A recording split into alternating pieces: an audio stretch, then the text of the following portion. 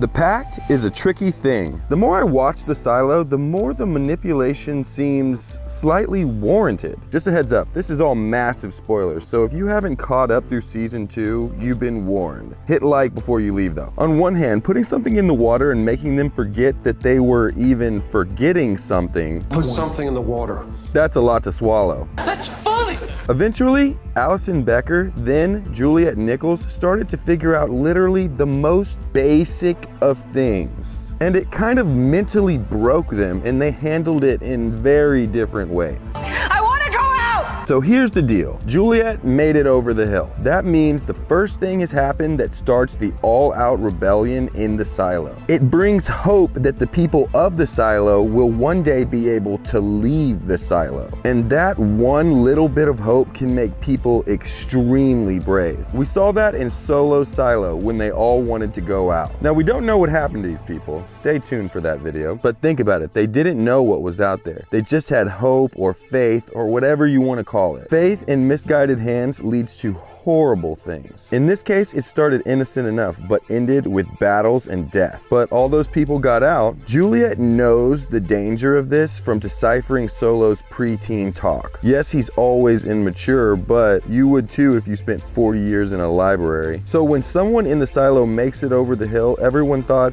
well, if it's not so bad outside, what are we doing here? So with that kind of logic, after a generation or two, maybe it's time to go outside and resettle the world as a group. But the world outside isn't ready for that yet. Not even close. It maybe needs hundreds or thousands of years to support vegetation again. I'm not a scientist, but it just kind of feels that way. So knowing this, Bernard's silo makes it impossible for you to get over the hill by making the heat tape faulty on the wrist of the suits. They also put a video inside of the visor of the suit so people see it like a VR world that's beautiful, so that they'll clean the camera lens so people can see outside. If no one asks or is made to go out, the lens can get really dirty, making the viewing screens in the cafeteria even more depressing. Probably helps Bernard keep control. So if you break it down, trace amounts of hope is needed, but not enough to get brave. Just enough hope to stop people from getting the syndrome, which is just the shakes from being underground so long. Juliette, and I have a feeling Eder, are going to race back to Bernard's silo. But what happens then? She comes back to tell her story and is considered a prophet or maybe even a god. No,